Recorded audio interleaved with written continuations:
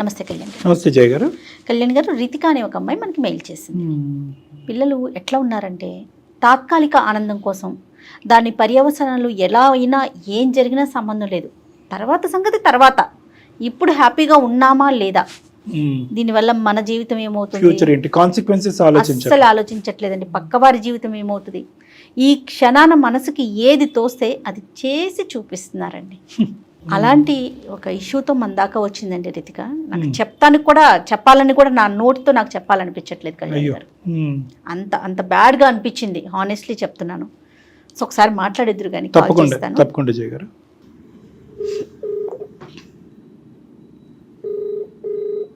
Hello hello Ritika గారమ్మా, అవునండి. ఎవరు? నేను జయాని, సుమన్ టీవీ అందమైన జీవితం ప్రోగ్రామ్ నుంచి కాల్ చేస్తున్నాను. మేడం మీరా? థ్యాంక్ యూ మేడం, చాలా thank you so much phone చేసినందుకు. ఓకే అమ్మా, నాతో పాటు డాక్టర్ కళ్యాణ్ చక్రవర్తి గారు ఉన్నారు. మీరు మెయిల్లో ఏదైతే అంశాన్ని పెట్టారో అది పూర్తిగా ఎలాంటి అబద్ధం లేకుండా క్లియర్గా ఒకసారి డాక్టర్ గారికి చెప్పండి. Okay madam. రైట్.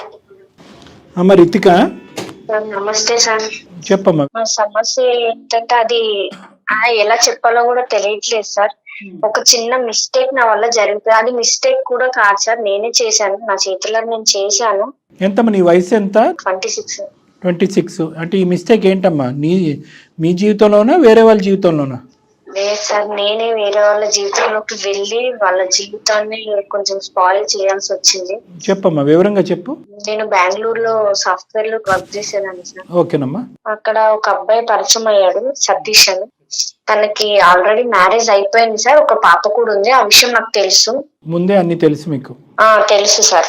కానీ పరిచయాలు పెట్టుకుంటారు. ఫస్ట్ ఫ్రెండ్స్ లానే మూవ్ అయ్యాం. తర్వాత ఉండే కొద్ది ఏంటంటే నాకు ఈ సొసైటీని చూసి, ఆ అబ్బాయిని అందరినీ చూసి తన బిహేవియర్ కొంచెం మంచిగా అనిపించింది సార్ నాకు. పెళ్ళైన వ్యక్తి అయినా కూడా? అవును సార్. ఫస్ట్ నేను ఫ్రెండ్ అని అనుకున్నాను, కానీ అది తెలియకుండానే తన మీద అది ఇష్టం చాలా ఎక్కువైపోయింది సార్. తెలియకుండా ఎందుకు అవుతుందిలే అమ్మా, తెలిసే అయ్యి ఉంటుంది. ఇష్టం అంటే ఇష్టం అంటే ఇంకా తను లేకపోతే నేను ఉండలేనేమో అన్నంత పీక్స్ కి వెళ్ళిపోయింది సార్. అది నీకు ఇష్టం, అతనికి కష్టమా, ఇద్దరికి ఇష్టమేనా? నాకే ఇష్టం సార్. నేను చెప్పాను తనకి, లేదు నాకు పెళ్లి అయిపోయింది, నాకు పాప ఉన్నది, నా లైఫ్ వేరని తను నాకు చెప్పాడు. కానీ నేను తీసుకోలేకపోయాను సార్. తను లేకపోతే ఇంకా నేను ఉండలేనంత స్టేజ్ కి నేను వెళ్ళిపోయాను. అంటే ఉండలేకపోతే ఏంటమ్మా, చచ్చిపోయేంత పనా? అవును సార్. అవునా? అవును సార్. బానే చెప్తున్నావు, పోన్లే నిజాయితీగా చెప్తున్నావు. ఇదంతా వన్ సైడెడ్, నీ సైడే. అవును సార్. నేను తనకు ఒక రోజు చెప్పేశాను సార్, నువ్వు అంటే చాలా ఇష్టం, అది అందరు అబ్బాయిల మీద రావట్లేదు, నీ మీద చాలా ఇదిగా వస్తుంది నాకు, నువ్వు లేకపోతే నేను ఉండలేకపోతున్నాను. ఇట్లా చెప్పిన దగ్గర నుండి తను అవాయిడ్ చేయడం స్టార్ట్ చేశాడు సార్ నాకు.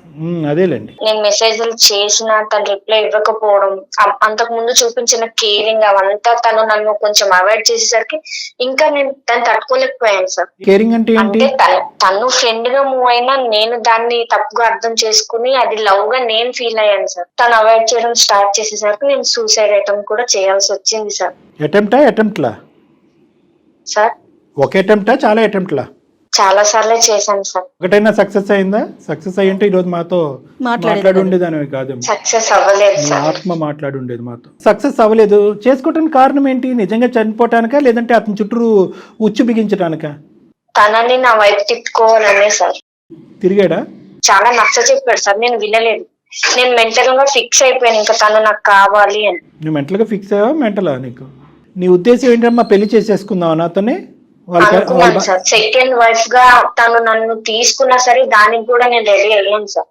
సెకండ్ వైఫ్ స్థానానికి రెడీ అయ్యాను సార్. మరి ఫస్ట్ వైఫ్ ఒప్పుకోకుండా రెడీ అయిపోయావా? అది నేను అప్పుడు ఆలోచించలేదు సార్. ఫస్ట్ ఏమనుకున్నా అంటే తను నాకు కావాలి, నేను తనని దక్కించుకోవాలి. తర్వాత జీవితాలు చిరుగుతాయి. మెంటల్ నేను ఏం చేశానో కూడా నాకు తెలియదు. తనతో నేను మాట్లాడాను, తను వినట్లేదు. నాకు ఆల్రెడీ లైఫ్ ఉంది, నీ లైఫ్ వేరు, నా లైఫ్ వేరు, నీకు మంచి ఫ్యూచర్ ఉంది తను చెప్పినా లేదు, నాకు నువ్వే కావాలి. ఎట్లా అంటే ఇంకా తనకు ఒక టార్చర్ లో అయిపోయాను నేను. ఫైనల్ గా అబ్బాయి నీ ఉచ్చులో పడే ముందు, అంటే నీ యొక్క హెరాస్మెంట్ లోనో శాడిజం లోనో ఇంకేం చేయలేక ఇందులో పడే ముందు ఎంత టైం పట్టిందమ్మా? ఎంతకాలం నువ్వు అతన్ని ఇలా వెంటాడావు? 1 year సార్. ఓయ్ బాబోయ్, ఆ అబ్బాయి నిజంగా 1 year రెసిస్ట్ చేశాడా? తప్పుగా అనుకోకమ్మా, ఇది ఫిజికల్ వాంచా లేదంటే? ఫిజికల్ గా కూడా చాలా, అంటే తనని ఇంకా నేను దక్కించుకోవడం కోసం నేను చాలా, ఇంకా ఎట్లా చెప్పాలంటే ఇది ఇంకా చెప్పినా తప్పులేదు సార్, చాలా దిగజారిపోయానని చెప్పొచ్చు నేను. ఎందుకంటే నేను చేసిన పని అలాంటిది కదా సార్, దిగజారిపోయానని చెప్పినా కూడా తప్పు లేదు. ఒక అమ్మాయిగా షేమ్ గా ఫీల్ అవ్వాలి నేను, కానీ నేను చేసింది తప్పు కాబట్టి దాన్ని నేను ఒప్పుకుంటున్నాను సార్. ఈ అబ్బాయితోనేనమ్మా ఇంక ఇలా అడుగుతున్నాను పచ్చిగా, ఇంకా చాలా మంది ఉన్నారు పెళ్ళైన మగవాళ్ళు? లేదు సార్, తనకు పెళ్ళైందని తెలుసు కూడా తనని చాలా ఇష్టపడ్డాను, అది తప్పే సార్ నాకు ఈ తెలుసు. స్పీడ్ లో నీకు ఎవరు చెప్పలేదా? అమ్మా నాన్న గానీ, ఫ్రెండ్స్ గానీ, స్నేహితులు గానీ?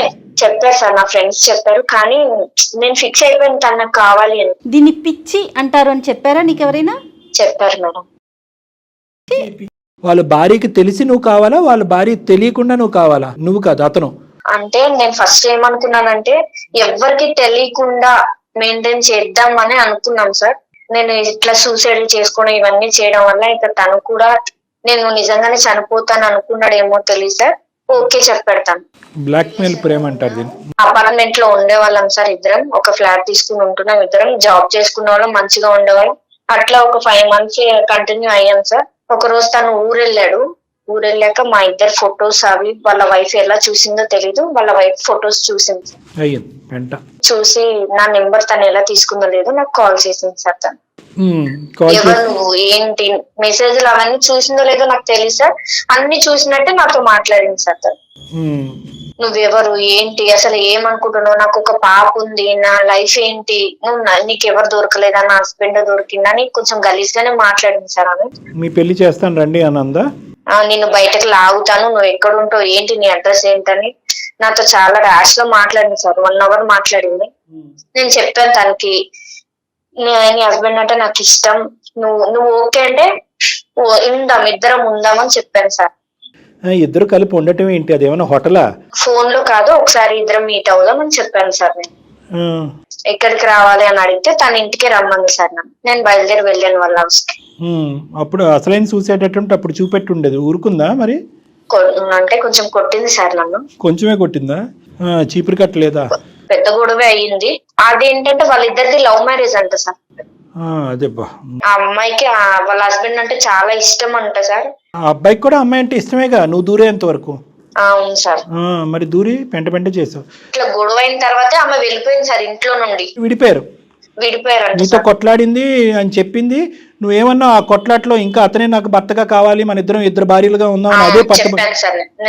అన్ని తన్నులు తిన్న తర్వాత కూడా అవును సార్ చెప్పాను, నీకు ఇష్టం ఉంటే నేను ఇట్లా ఉంటాను, ఎవరికి తెలియకుండా ఉందాము, నేను సీక్రెట్ గానే ఉంటాను, మీ ఇద్దరికి మధ్యకి ఇబ్బంది ఏం తీసుకురాను నేను, కానీ తనంటే నాకు ఎక్కడ సీక్రెట్ గా మంచం కింద ఉంటావా? ఏం మాట్లాడుతున్నావు అమ్మా? సీక్రెట్ గా అంటే ఎక్కడ? నేనేమనుకున్నా సెకండ్ వైఫ్ గా ఉన్నా పర్లేదు అని అనుకున్నాను సార్. ఉంటావు, పాయింట్ బానే ఉంది. ఎంతకాలం ఉంటారు ఎవరికి తెలియకుండా, ఎక్కడో లివ్ ఇన్ రిలేషన్షిప్, ఎక్కడో ఒక బయట ఎక్కడో ఎలా ఉంటారు, అలాగే ఎంతకాలం ఉందాం అనుకున్నారు? ఇంకో 5 months పాటు నీతో పాటు ఉన్నాడు, ప్రతిరోజు కట్ చేసుకుంటాను కోసుకుంటాను అని చెప్పి అతనికి ముక్కుకి గుడ్డ కట్టి అలా ఉంచావా? లేదంటే? అవును సార్, ప్రతిరోజు. అవును, తన వైఫ్ గుర్తు తెచ్చుకున్నా సరే నేను ఒప్పుకునేదాన్ని కాదు. సో ఎప్పటికప్పుడు ఆ అబ్బాయి బయట పడాలి అనుకున్నాడు కానీ నీతో సంతోషంగా ఉండాలని అయితే లేదు. ఫిజికల్ రిలేషన్షిప్ కూడా అతన్ని టైఅప్ చేయడానికి, కట్టిపడేయడానికి ఇచ్చినటువంటి ఆఫర్, అంతే కదా? నువ్వు ఏమ్మా అసలు ఏం ఆడపిల్లలమ్మా మీరు? ఎలా మాట్లాడాలి నీతో? సిగ్గేస్తుంది. మీ కన్న తల్లిదండ్రులకి తెలుసా తెలియదా? అసలు దుంకి చచ్చిపోతారు వాళ్ళు నీలాంటి బిడ్డను కన్నందుకు. ఏమ్మా ఏం లేదా, ఒక ఎత్తిక్ లేదా? నచ్చింది ఫిక్స్ అయింది కాబట్టి ముందుకెళ్ళిపోతున్నానంటే అవతల వాళ్ళ జీవితాలు, సంసారాలు. ఇప్పుడు నీ వల్ల వాళ్ళిద్దరు విడిపోయారు, నువ్వు హ్యాపీయా? నువ్వు హ్యాపీ అయి ఉంటావులే, 2 భార్యల బదులు ఒకే భార్యగా నువ్వు ఇప్పుడు. ఇంకా అట్లా గొడవ అయిన తర్వాత వాళ్ళిద్దరు విడిపోయారని తెలిసిన తర్వాత నేను తనకు ఫోన్లు చేస్తే తను తిట్టాడు సార్ నన్ను. నేను నీకు ముందే చెప్పాను కదా, నీ వల్ల నా వైఫ్ నేను వదులుకోవాల్సి వస్తుంది, నా పాప ఫ్యూచర్ ఏంటి, నా వైఫ్ ఒక్కతే ఎట్లా చూసుకుంటది నా పాపని, మేము మంచిగా హ్యాపీగా ఉండేవాళ్ళం, నువ్వు మధ్యలో వచ్చావు, నేను నీకు ముందే చెప్పాను వద్దు, ఇది కరెక్ట్ కాదు అని నేను చెప్పాను. నేను తనకు ఒక మాట ఇచ్చాను సార్, ఎవరికన్నా తెలిస్తే నేను నీ మధ్యలో ఎలా వచ్చాను అలానే వెళ్ళిపోతాను అని చెప్పాను సార్. నేను తనకి మాట ఇచ్చాను. చీకటి బ్రతుకమ్మ ఇది. ఏం కండిషన్లు, ఏం రూల్స్ అండ్ రెగ్యులేషన్స్ ఇవి? అంటే ఎవరికన్నా తెలిస్తే కంటే జీవితాంతం ఇలా చీకట్లోనే ఉందాం అనుకున్నారా? తెలుస్తుంది అని అసలు అనుకోలేదు సార్. నేను నిజంగా తెలియకుండా ఉండాలనే అనుకున్నాను, కానీ తన వైఫ్ నట్టో బోల్టో పోయిందిరా నీకు, అర్జెంటుగా బిగించాలి అది. నాకైతే మాత్రం ఇదేదో, సారీ నేను ఇలా అంటున్నాను, ఆడపిల్లలతో ఇలా మాట్లాడను, ఇదేదో ఫస్ట్ అటెంప్ట్ ఎక్స్పీరియన్స్ లాగా నాకు అనిపించట్లేదమ్మా. నువ్వు ఈ ప్రయత్నాలు చాలా చాలా చేసి ఫైనల్గా ఒక బక్కరగాడు దొరికేటప్పటికి వల్ల వేసుకున్నావు. మరి నీకు మరీ అంత దిక్కులేనటువంటి పరిస్థితి ఏంటమ్మా? చదువుకున్నావు, సాఫ్ట్వేర్ ఉద్యోగం చేస్తున్నావు, ఆ అమ్మాయి అంత కొట్టి తిట్టినా కూడా అప్పుడైనా ఆ అమ్మాయి కాళ్ళ మీద పడి తప్పు ఒప్పుకుని క్షమాపణ అడిగి బయటికి వెళ్లకుండా ఇంకా నువ్వు అదే పాట పాడి బయటకు వచ్చేటప్పటికి వాళ్ళిద్దరు విడిపోయారు. మరి మూడో వ్యక్తికి తెలిసాక నేను విత్డ్రా అవుతాను అన్నావు కదా, మరి మూడో వ్యక్తి కాదు భార్యకే తెలిసినప్పుడు నువ్వు అప్పటికే విత్డ్రా అవ్వాలి కదా. ఆ అమ్మాయి అంత తిట్టి అవమానించినప్పుడు మళ్ళీ నేను పట్టిన కుందేలకు మూడే కాళ్ళు అన్నట్టు బయటకు అలా నడుచుకుని వస్తే. నేనేమనుకున్నా ఎక్కడ ఒక హోప్ ఉంది సార్, అంటే ఇప్పుడు మొత్తం వాళ్ళ వైఫ్ కూడా తెలిసిపోయింది, గొడవైంది, వదలడేమో నన్ను, ఇన్ని మంత్స్ రిలేషన్ లో ఉన్నాం కదా, నన్ను వదిలిపెట్టాడేమో అని అనుకున్నాను సార్. ఇన్ని మంత్స్ రిలేషన్ లో నిన్ను వదిలిపెట్టడు, అందరి సమక్షంలో ప్రేమించి పెళ్లి చేసుకుని ఒక బిడ్డకి తండ్రి అయినోడు ఆ అమ్మాయిని వదిలేయాలి. నిజంగా డాక్టర్ గారు అన్నట్టు నీకు కొంచెం ప్రాబ్లం ఏదో ఉందమ్మా, అనకూడదు ఈ మాట, అనొచ్చేమో.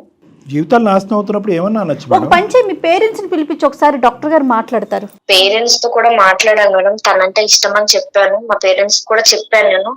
మా పేరెంట్స్ కూడా తిట్టడం కుట్టడం అన్ని జరిగింది మేడం, కానీ నేను మర్చిపోలేకపోయాను తనని. మళ్ళీ వస్తాడేమో నా దగ్గరికి అని చాలా వెయిట్ చేశాను మేడం నేను. అసలు నువ్వేం నేను అప్పుడే పేరెంట్స్ కాదు, మామయ్యలు కాదు, పెద్దనాన్నలు కాదు, నీకు అర్జెంటుగా అప్పుడు తీసుకెళ్ళి సైకాట్రిస్ట్ దగ్గర పట్టుకెళ్ళి హాస్పిటల్లో అడ్మిట్ చేసి ఒక 2-3 కరెంట్ షాకులు ఇప్పిస్తే అప్పుడు నీ మత్తు వదులుతుంది. అంతే, ఇంకేం చేయాలో. ఇలాంటి మత్తులు పిచ్చి మత్తులకి మంచి ప్రేమించుకున్న జంట జీవితాల్లో ప్రేమించి పెళ్లి చేసుకుని ఒక బిడ్డను కన్న జీవితంలో నిప్పులు పోసావంటారు చూడు, ఇదే నిప్పులు పోయటం. ఇప్పుడు ఏం చేయాలని మా దగ్గరికి వచ్చావు? నాకు నా మీద నాకే బ్లేమ్ వస్తుంది సార్, అంటే నా మీద నాకే చిరాకు వస్తుంది. నేను చేసిన ఒక చిన్న మిస్టేక్ వల్ల ఒక లైఫ్ స్పాయిల్ అయిపోయింది. ఒక చిన్న పాప ఉంది వాళ్ళకి, ఆ పాప నేను ఒక మూవీలో చూసాను సార్, ఇప్పుడు హస్బెండ్ తప్పు చేశాడని వైఫ్ బిడ్డతో సహా చనిపోయింది. ముందు చూడలేదా మూవీ? ముందు చూడలేదు సార్, అంటే మెంటల్ గా ఫిక్స్ అయిపోయి నాకు. అసలు లెక్క ప్రకారం ఇప్పుడు చేయాలి సూసైడ్ అటెంప్ట్, ఇప్పుడు చేయలేదే నువ్వు, ఇప్పుడు చేయవా? చెయ్యను సార్, వాళ్ళిద్దరిని కలపాలని నేను అనుకుంటున్నాను సార్. అందుకే నేను ఎవరి దగ్గరికి వెళ్ళినా సరే నన్ను తప్పుగానే చూస్తారు సార్, ఎందుకంటే నేను చేసిందే తప్పు పని.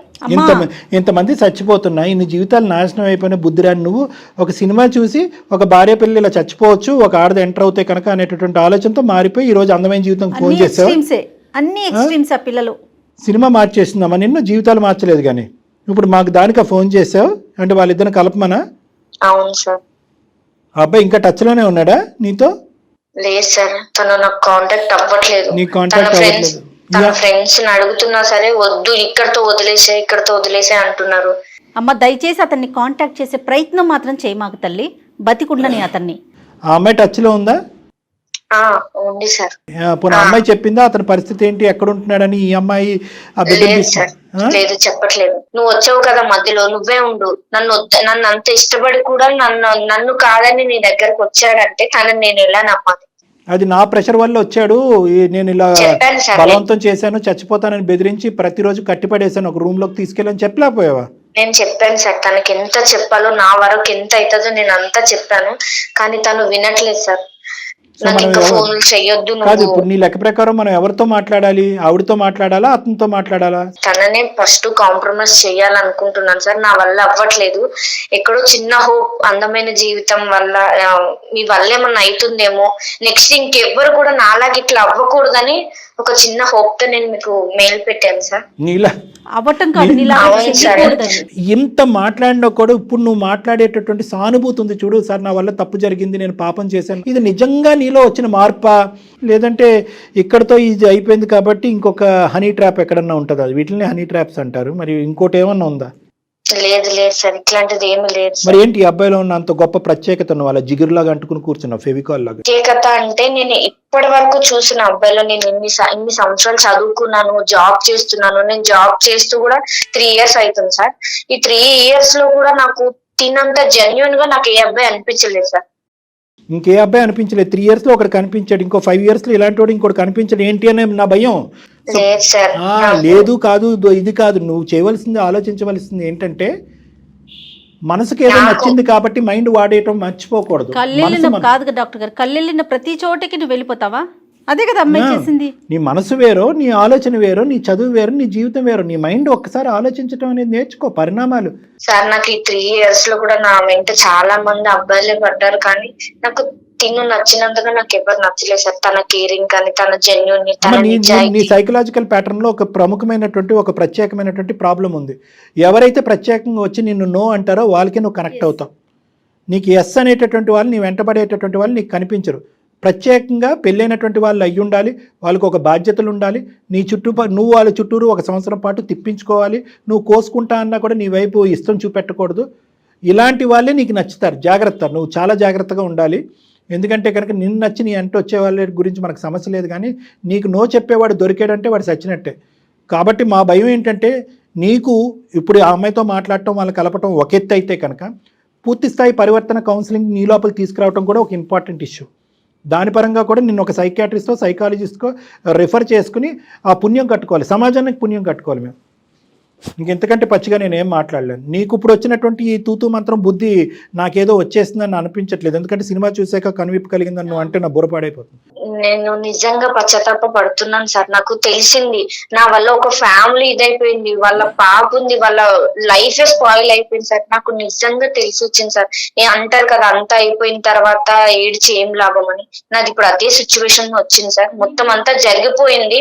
ఇప్పుడు నేనేం కోరుకుంటున్నానంటే సార్, నా వల్ల వాళ్ళ ఫ్యామిలీ ఇదైపోకూడదు సార్. వాళ్ళని కలపండి సార్ ప్లీజ్.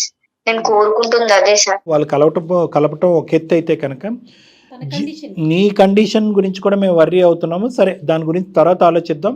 దీని గురించి అయితే కనుక నువ్వు ఈమెయిల్ పంపించు. నిజంగా ఈరోజు ఈమెయిల్ అమ్మ, ఈమెయిల్లో ఉన్న కంటెంట్ వివరించడానికి జయ మేడం చాలా ఇబ్బంది పడ్డారు ఈరోజు. కానీ అటువంటి ఇబ్బందికరమైనటువంటి పరిస్థితి కూడా ఈరోజు నువ్వు బాధితురాలిలాగా మేము ఈ కేసు డీల్ చేయట్లేదు. సర్వసహజంగా మనకు ఫోన్ చేసేటటువంటి వాళ్ళు బాధితులు. ఇక్కడ నువ్వు బాధితురాలి కింద మేము టేకప్ చేయట్లేదు. నువ్వు కోరుకుంటున్నటువంటి వేరే వాళ్ళ యొక్క బాధితులు ఎవరైతే ఉన్నారో వాళ్ళ సిచ్యువేషన్ రెక్టిఫై చేస్తాం, ఆ కుటుంబాన్ని కలపడానికి ఒక ప్రయత్నం చేస్తున్నాం. కానీ దాంతోపాటు నువ్వు మారటం అనేది కూడా చాలా ఇంపార్టెంట్. ఆ విధంగా కూడా నువ్వు ఫ్యూచర్లో కౌన్సిలింగో ట్రీట్మెంట్కో వెళ్తాను అనేది కూడా నువ్వు ప్రామిస్ చేయాలి. ఎవరితో మాట్లాడదామమ్మా? అతనితో మాట్లాడదామా లేకపోతే అమ్మాయితో మాట్లాడదామా? మేడం అక్కతో మాట్లాడదాం. అక్క తర్వాత మళ్ళీ బావతో మాట్లాడతావేమో. వద్దులేమ్మా, చెల్లెళ్ళు వద్దు తల్లి, రిలేషన్స్ వద్దు, అలాంటి కాంటాక్ట్స్ వద్దు. అమ్మాయి పేరేంటి? పద్మ మేడం. పద్మలాగే ఉండను. ఇప్పుడు రిలేషన్షిప్ కలపొద్దు. ఆ రిలేషన్ వద్దు, ఈ రిలేషన్ వద్దు. అసలు వద్దన్నదే అక్క అని. కలపమ్మ, కనెక్ట్ చేయి ఒకసారి. మరి ఓకే, మీకు అర్థమైందా కళ్యాణ్ గారు నేను ఈ మెయిల్ చెప్పలేకపోతున్నానని ఎందుకన్నాను అంటే అందులో ఆ అమ్మాయి వయస్సు, మాట్లాడే తీరు, మెచ్యూరిటీ కాస్త ఏదో ఇబ్బంది ఉన్నట్లుందండి, నాకు అట్లా అనిపించింది. The person you are speaking with has put your call on hold. Please stay on the line. आप जिस व्यक्ति से बात कर रहे हैं. హలో అక్క, నేను రితికాని. రితికనా? నేను అక్క రితికాని, సతీష్ ఎక్స్. ఎందుకు ఫోన్ చేస్తున్నావు నాకు? ఏమవసరం? ఇంకేం చేయాలనుకుంటున్నావు నువ్వు? అసలు నువ్వు మాట్లాడకపోతే నాకు ఎందుకు కాల్ చేసినావు? నువ్వు ఇంకెంత ఫోన్ చేయకని చెప్పినా నేను నీకు. నువ్వు ఎందుకు ఫోన్ చేస్తున్నావు? నేను మళ్ళీ నీ లైఫ్ లోకి రావాలని అనుకోవట్లేదు అక్క. నువ్వు అన్ని చేసినావు, అయిపోయింది. ఇంకా అయిపోయింది. ఇంకేం చేయాలనుకుంటున్నావు? ఇంకేమైనా ఉందా చేసేది? ఇప్పుడు బజార్ లో పడినా ఇంకెక్కడైనా పెడతామని చూస్తున్నావా? మీరు నా పాప కోసమైనా నేను కొన్ని రోజులు బ్రతకాలి కదా, అట్లా కూడా బ్రతకనియరా ఇంకా మీరు? అక్క నీ లైఫ్ నా వల్లే స్పాయిల్ అయ్యింది, దాన్ని నేను చెయ్యాలనుకుంటున్నాను. నువ్వు తన వల్ల నాకు అవసరం లేదు, నాకు అవసరం లేదు. మీ ఇద్దరిని వదిలేసిన నేను. మీరు లవ్ బర్డ్స్ లెక్క తిరగండి, నాకు అవసరం లేదు. నేను మీ మధ్యలో ఎంటర్ గాను. అర్థం చేసుకుంటున్నావు, ఇవన్నీ చెప్పు నాకు. అందుకే మోసం చేసిల్లా? నాకంత హృదయం లేదమ్మా, నాకంత హృదయం లేదు. అక్క ఒక్కసారి నేను చెప్పేది విన్నాక. నువ్వు అక్కవతే, నీకు అక్కవతి ఎవతివి అసలు? నువ్వు నాకు ఏమనుకుంటున్నావు? ఏమని మాట్లాడుతున్నావు నువ్వు? ఏమన్నా అనాలి నిన్న? అసలు నిన్న చెల్లని నేను అనుకోవాలనుకుంటున్నావు? నువ్వేమన్నా అక్కని మానేసి నన్ను పిలవకు. పద్మ గారు నమస్తే అండి. హలో, సారీ అమ్మా, మీ కాల్ మధ్యలోకి వచ్చాం, మేము మధ్యలోకి రాలేదులేండి, ముందు నుంచే. ఎవరండి? నమస్తే అమ్మా, నా పేరు డాక్టర్ కళ్యాణ్ చక్రవర్తి అమ్మా. మేము అందమైన నమస్తే అమ్మా, సుమన్ టీవీ అందమైన జీవితం అనే ఒక కార్యక్రమం ఉంది, మీరు చూసే ఉంటారు. మీరెందుకు చేశారు సార్ నాకు? మేము చేయలేదమ్మా. అమ్మ మేము చేయలేదు, దయచేసి మా ఆలోచనని అపార్థం చేసుకోకండి. కొద్దిగా ఓపిక 2 నిమిషాలు వింటే మీకు పూర్తిగా అంతా అర్థం అవుతుంది. అప్పుడు నచ్చితే కాల్ ఉంచుదురు కానీ, లేదంటే మాకు చెప్పకుండా కూడా కట్ చేద్దరు కానీ. చెప్పేది విన్నాక నువ్వు అసలు మాట్లాడుతున్నావు. రితిక, నువ్వు అక్క అని పిలిచిన, విను అని చెప్పిన, బాగుండండి అని చెప్పిన, ఏదన్నా రామ అంటే బూతులాగా వినిపిస్తుంది అందరికీ. కాబట్టి నువ్వు వచ్చినటువంటి ఉద్దేశం మంచిదైనా కూడా ఈరోజు నిన్ను అక్కడ బ్రేక్స్ వేసి అక్కడ ఆపుతున్నావు. నువ్వు ఏది కూడా కాంట్రిబ్యూట్ చేయడానికి ట్రై చేయొద్దు. ఇది కంప్లీట్గా పద్మగారి ఎరీనాలో ఉన్నటువంటి సబ్జెక్ట్. ఇది ఆవిడ ఇష్టమైతే ముందుకు వస్తుంది, కష్టమైతే విడ్రా అవుతుంది. నువ్వు దయచేసి బతిమాలి ఇంకా పరిస్థితిని ఇంకా హీనంగా చేసేటటువంటి కార్యక్రమం చేయొద్దు. పద్మగారు, మేము అందమైన జీవితం నుంచి నేను డాక్టర్ కళ్యాణ్ చక్రవర్తి, నాతో పాటు జయ గారు ఉన్నారు, నమస్తే అండి సీనియర్ హోస్ట్.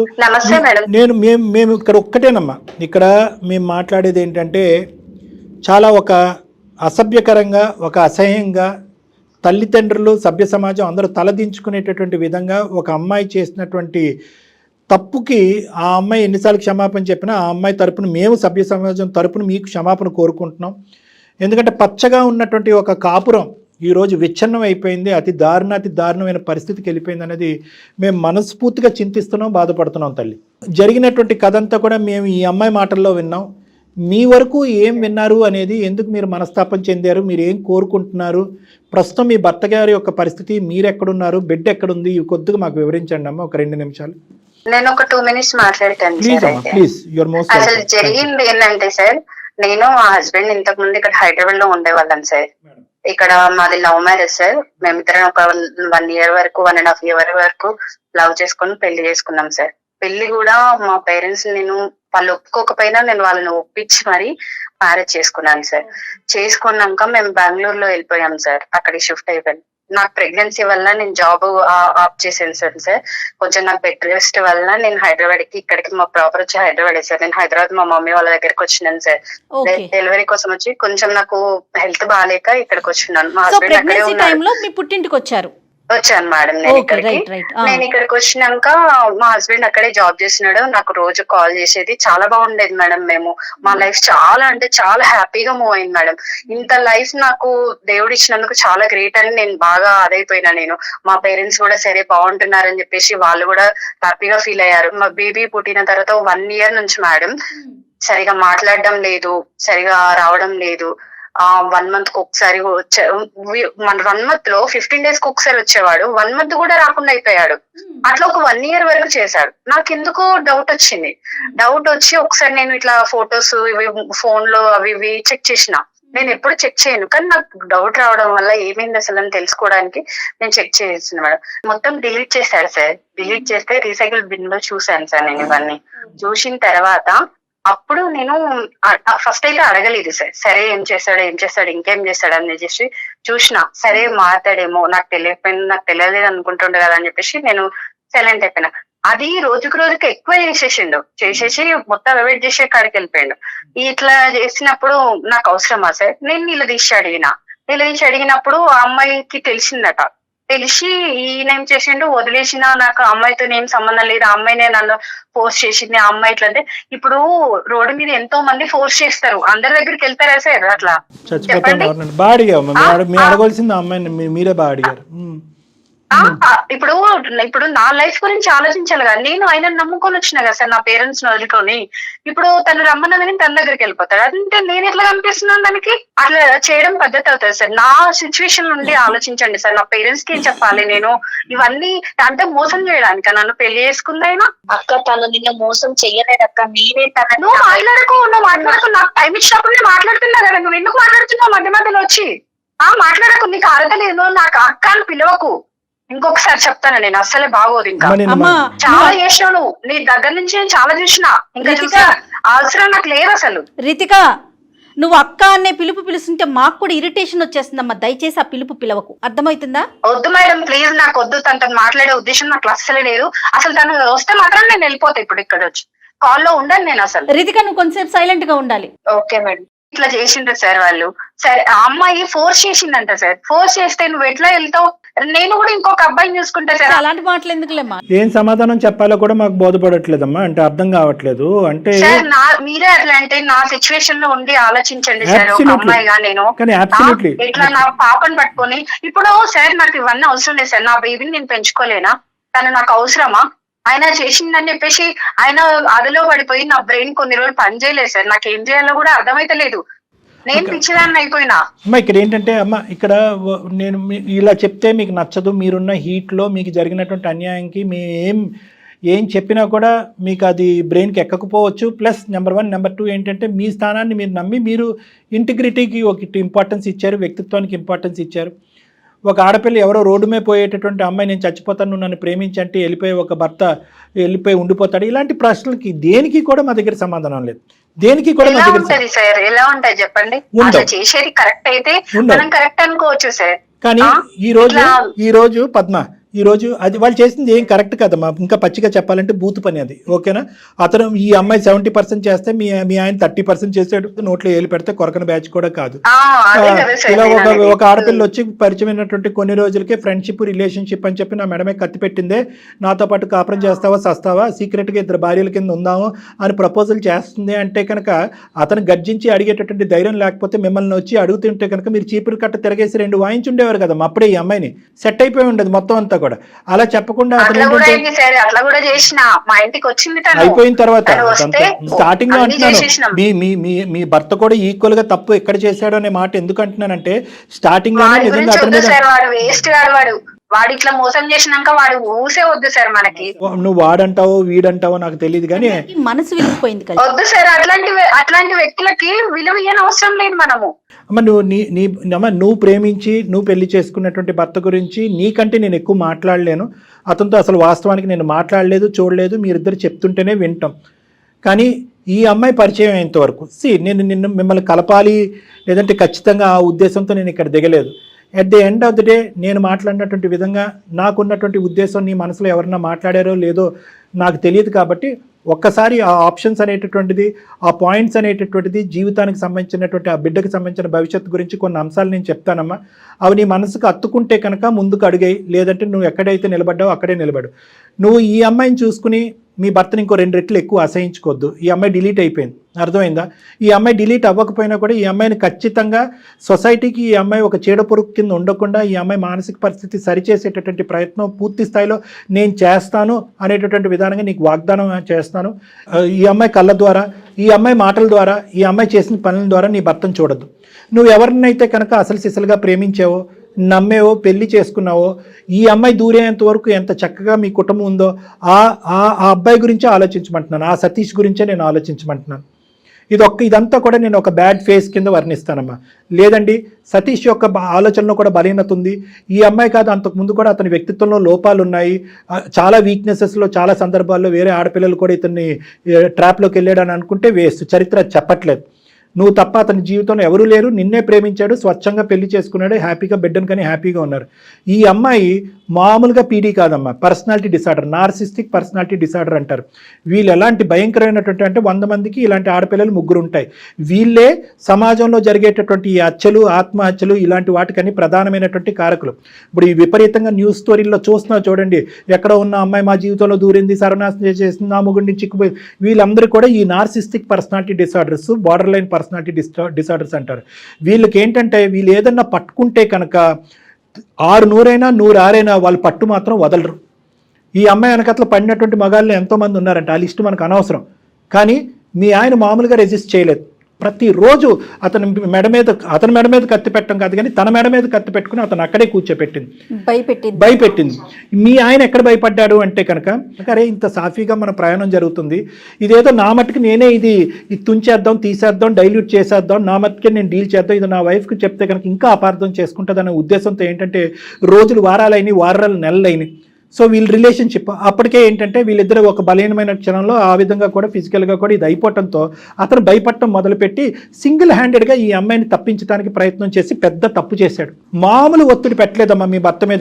ఈ అమ్మాయి గురించి నేను మాట్లాడతాను, నువ్వు డైరెక్ట్గా క్లినిక్కి వస్తే కనుక ఈ వ్యక్తిత్వాలు ఎలాగే ఎంత మంచి వ్యక్తినైనా కూడా ఎలా బొట్లో వేసి ట్రాప్ చేసి జీవితాలను సర్వనాశనం చేస్తారు. ఇలాంటి అమ్మాయిలు నా దగ్గర ఎంతోమంది ఉన్నారు. వీళ్ళు కాలు తొక్కేస్తారు, తర్వాత సారీ చెప్తారు. బాధ ఎవరిది? మీ ఆయనది తప్పు ఉంది కాదనట్లేదు, కానీ ఎంత శాతం తప్పు ఉంది అతని గురించి నీకు ఎంతవరకు తెలుసు? ఇప్పుడు అతని పరిస్థితి ఎలా ఉందో నాకు తెలియదమ్మా. ఈ అమ్మాయి కూడా చెప్పలేకపోతుంది. నీకైనా తెలుసా మీ ఆయన పరిస్థితి ఎలా ఉందో? అంటే ఇట్లా కొన్ని వ్యసనాలకి అలవాటు పడ్డాడని, డ్రింక్ చేస్తున్నాడని, హెల్త్ బాగా ఖరాబ్ అయిపోయిందని తెలిసింది సార్. నాకు కూడా చాలా సార్లు వచ్చి నన్ను బ్రతిమలాడిండు సార్. కానీ నేను కాంప్రమైజ్ కాలేకపోయాను కూడా. నేను వద్దు అని ఇంకా డిసైడ్ అయిపోయాను సార్. ఆయన పట్ల ఏమి ఇంకా ఆలోచించదలుచుకోలేదు నేను. అది ఓకే, నువ్వు ఆలోచించద్దు. అంటే నేను ఆ మనిషిని చూడలేదు, ఆ మనిషితో మాట్లాడలేదు కాబట్టి నిన్ను ఒకే ఒకటి సిన్సియర్గా ఆనెస్ట్గా ఒక మనసున్న మనిషిగా నిన్ను ఒకే ఒక పాయింట్ అడుగుతున్నానమ్మా. నిజంగా అతని తప్పుని అతను రియలైజ్ అయ్యి నీ కాలమే పడ్డాడా? అవును సార్. ఒక్క తప్పిదం జీవితంలో, ఒక్క తప్పిదం, అది కూడా కాదు సార్. ఇట్లా చేసినాక నేను ఎట్లా ఆయనని యాక్సెప్ట్ చేయాలి చెప్పండి సార్? ఆయన తప్పుని నేను ఎట్లా ఒప్పుకోవాలి? ఇంకా ముందట కూడా చేయడానికి నాకు గ్యారెంటీ ఏంటి సార్? ప్రేరేపించబడిన అదైపోయింది సార్. చెయ్యడు ఒక్క నువ్వు వదిలేసిన అవసరం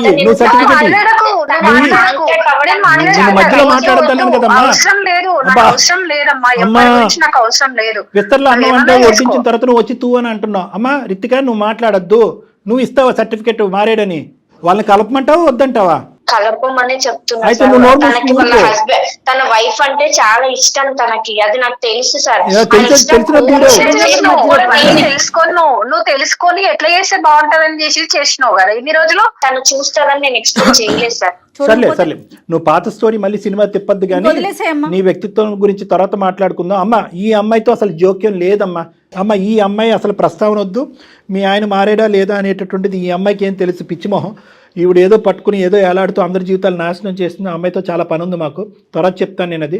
నాకు నీ వరకు మాత్రం నీ భర్త ఈరోజు అతని పరిస్థితి ఏమీ బాగాలేదు అని అంటున్నావు.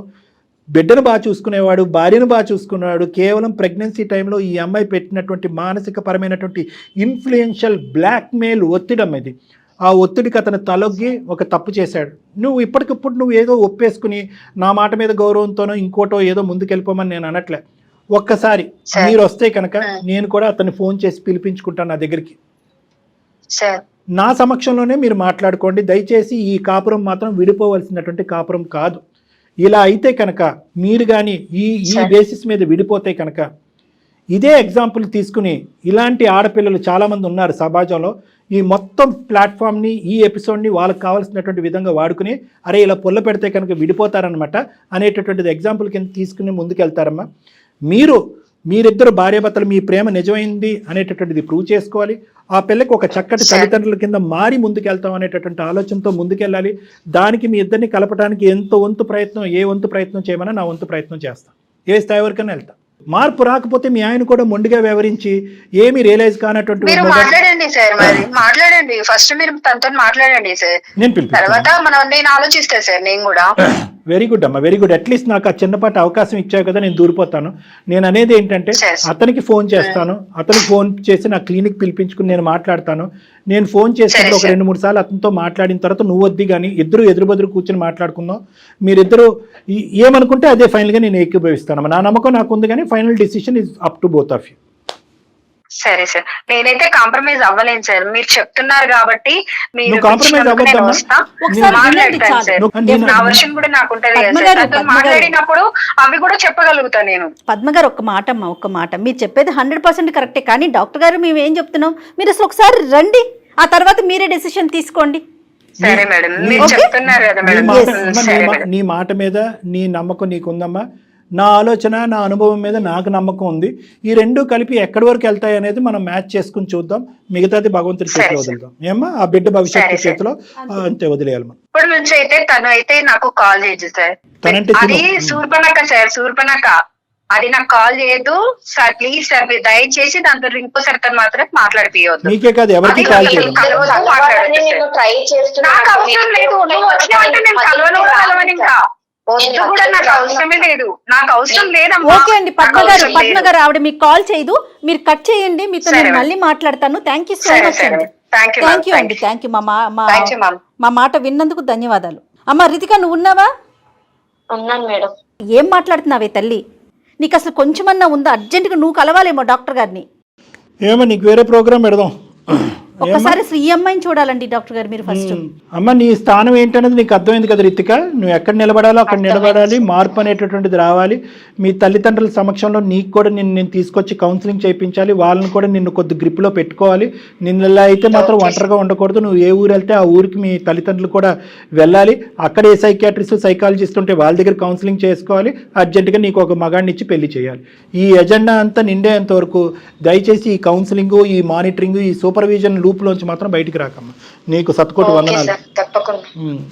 నువ్వు ఈరోజు ఏదైనా మంచి పని చేసావు అంటే కనుక ఈ పరిస్థితిని మా వరకు తీసుకొచ్చి వాళ్ళని కలపటం అనేటటువంటి దానికి మేము ధన్యవాదాలు హర్షిస్తున్నాం. ఆ ఒక్కదాని వల్ల మేము చాలా హ్యాపీగా ఫీల్ అవుతున్నాం. ఇది కూడా నువ్వు చేసి ఉండకపోతే కనుక అసలు నిన్ను ఇంకా సమాజం మేము ఇంకెంత చెదిరించుకుని అసహించుకునే వాళ్ళం. తప్పకుండా నువ్వైతే మాత్రం డాక్టర్ గారిని కలవాలమ్మా. Okay madam. అమ్మ దయచేసి నువ్వు మాత్రం వాళ్ళ జీవితాన్ని ఉద్ధరించే కార్యక్రమం ఏం చేయకు, ముందు నీ జీవితం ఏదో నువ్వు చూసుకో. అర్థమవుతోందా? Okay madam. అర్జెంట్ గా డాక్టర్ గారిని కలవండి. కలుసుకుంటే మళ్ళీ అది వదిలేసాయి. వెళ్ళను మేడం. నీకు దండమే తల్లి, ముందు అసలు వాళ్ళిద్దరిని వదిలే, వాళ్ళ జీవితం వాళ్ళు బతుకుతారు. ముందు నీ గురించి నువ్వు చూసుకో. వాళ్ళిద్దరు కలిస్తే వెళ్ళకపోవడం కాదు కదమ్మా, వాళ్ళు కలవకపోయినా అది నీకు అనవసరం. నువ్వు చెప్పాల్సింది చెప్పా, మేము చేసే ప్రయత్నం మేము చేసావు. వాళ్ళిద్దరి దగ్గర నుంచి నువ్వు దూరంగా ఉండు. అన్ని పెళ్ళైన జంటల దగ్గర నుంచి దూరంగా ఉండు. నువ్వు మీ పేరెంట్స్ నెంబర్లు పెట్టి తల్లి నాకైతే. Okay madam. బాయ్ అమ్మా, బాయ్, థ్యాంక్ యూ. అర్జెంటుగా ఈ పిల్లతో కాదు డాక్టర్ గారు మాట్లాడాలి, తల్లిదండ్రులతో తల్లిదండ్రులతో మాట్లాడాలండి అమ్మాయికి. ఎందుకంటే మనం ఇంత కోపంగా మాట్లాడినా తన వర్షన్ ఎక్కడ మార్చుకోవట్లేదు. చూసారా, అదేంటి మీరు నన్ను అట్లా అంటున్నారు అన్నట్లా, అంటే తనకి నిజంగా ఏదో ఇబ్బందిలోనే చూద్దాం మేడం, ఇది అది రెండు చేద్దాం తప్పకుండా. డాక్టర్ గారు నమస్తే.